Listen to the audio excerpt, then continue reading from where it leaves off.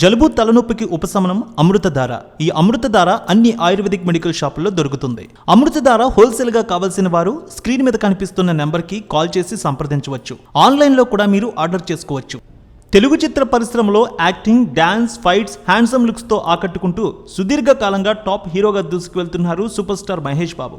ఈ జోష్లో ఏమాత్రం గ్యాప్ లేకుండా వరుసగా సినిమాలు చేస్తూనే ఉన్నారు. ఇప్పుడు ఈ బడా హీరో గుంటూరు కారం అనే చిత్రంతో ప్రేక్షకుల ముందుకు వచ్చారు. దీనికి మొదటి రోజే డీసెంట్ టాక్ వచ్చింది. అందుకు తగ్గట్టే రెస్పాన్స్ భారీ స్థాయిలో ఉంది. ఫలితంగా కలెక్షన్లు పోటెత్తుతున్నాయి. గుంటూరు కారం సినిమా 23వ రోజు వసూళ్లు ఎంత మేర తీసుకువచ్చింది, 24వ రోజు వసూళ్లు ఎలా ఉండనున్నాయి, టాలీవుడ్ అనలిస్టుల రిపోర్ట్ను బట్టి చూద్దాం. గుంటూరు కారం సినిమా విడుదలకు ముందు ఎంతో హైప్ క్రియేట్ చేసుకుంది. ముఖ్యంగా సంక్రాంతికి వచ్చే సినిమాలు ఫ్యామిలీ ఆడియన్స్ని ఆకట్టుకుంటాయి. ఈ సినిమా కూడా ఫ్యామిలీ ఆడియన్స్ని బాగా ఆకట్టుకుంది. రమణగా వచ్చిన మహేష్ బాబు వెండి తెరపై అదరగొట్టారు. సంక్రాంతికి సూపర్ హిట్ ఆయన ఖాతాలో వేసుకున్నారు.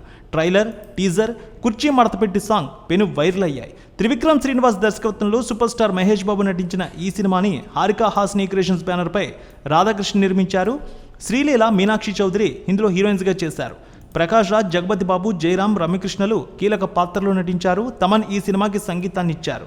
ఈ సినిమాకు అద్భుతమైన బిజినెస్ జరిగింది. నైజాం 42 కోట్లు, సీడెడ్ 13 కోట్లు, ఏపీ అన్ని ప్రాంతాలు కలిపి 46 కోట్ల మేర బిజినెస్ అయింది. మొత్తంగా తెలుగులో 102 కోట్లకు అమ్ముడైంది. Karnataka plus rest of India 9 కోట్లు, ఓవర్సీస్ హక్కులు 20 కోట్లతో కలిపి 132 కోట్ల బిజినెస్ అయింది. తొలి రోజు ఊహించిన దానికంటే మంచి రెస్పాన్స్ లభించింది ఈ సినిమాకి. 94 కోట్ల రూపాయల వసూళ్లు తీసుకువచ్చింది. అఫీషియల్గా మేకర్స్ ప్రకటించారు. మహేష్ బాబు కెరీర్లోనే అత్యధిక వసూళ్లు తీసుకువచ్చిన సినిమాగా రికార్డు క్రియేట్ చేసింది. రెండో రోజు 33 కోట్లు, మూడో రోజు 37 కోట్లు తీసుకువచ్చింది. నాలుగో రోజు 30 కోట్ల రూపాయల వసూళ్లు వచ్చాయి.